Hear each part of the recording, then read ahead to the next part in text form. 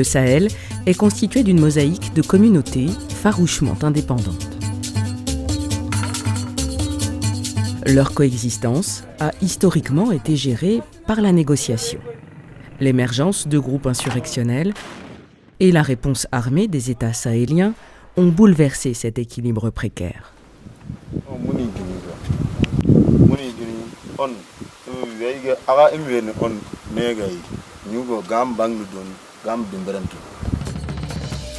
Massacres, blocus et vols de bétail ont gangréné le centre du Mali avant de se répandre au Niger et au Burkina Faso. Les communautés rurales sont devenues à la fois victimes et actrices d'un conflit qui les dépasse. Les personnes sont mortes, les hommes, les enfants, les femmes. Nous avons trouvé qu'enfin, il faut qu'on s'assoie et on parle.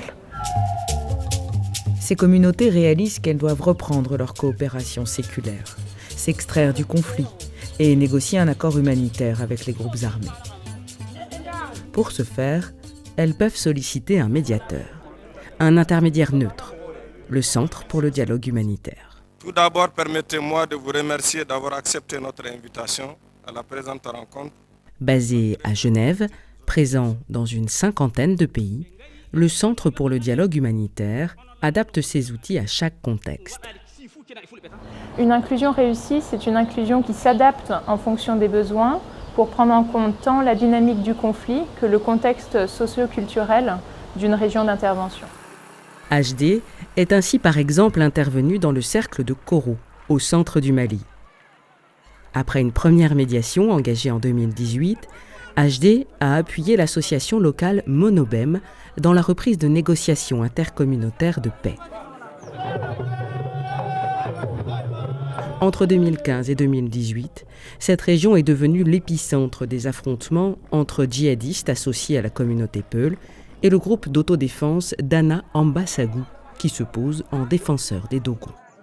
C'est un processus qui a permis de mettre ensemble ces deux parties, Dogon et Peul, pour qu'ensemble, ils discutent de leurs griefs, de leurs objectifs et de leurs lignes rouges. HD a conseillé les communautés dans leur dialogue avec les groupes armés et a œuvré à sécuriser le processus en dialoguant avec les autorités, les préfets et sous-préfets et les forces de défense et de sécurité. Nos médiateurs structurent un débat, essayent de trouver des points d'accord, donnent le temps aux communautés de revenir vers leurs gens pour discuter des propositions, mais d'aucune manière essayent d'influencer la solution qui sera trouvée. Elles n'essayent même pas de forcer le compromis. Si le compromis n'est pas possible, il faut faire un pas en arrière et reprendre la discussion. En février 2021, après plusieurs mois de médiation, un accord de paix est signé entre Peul et Dogon. L'accord de Koro a mis fin à la violence. Au terme de 3 jours de débats passionnants, les communautés Peul et Dogon du cercle de Koro décident d'enterrer la hache de guerre. Cet accord permet la libre circulation des personnes et des biens, l'accès aux services sociaux de base, le retour progressif des déplacés et surtout aux cultivateurs et aux éleveurs de reprendre le travail sans crainte.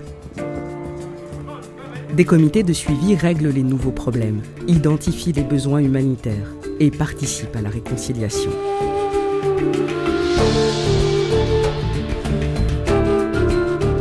Depuis 2016, le Centre pour le dialogue humanitaire a facilité la médiation de plus de 40 accords de paix locaux entre les communautés des 3 pays. Les accords entre les communautés sont une étape cruciale sur le chemin de la paix.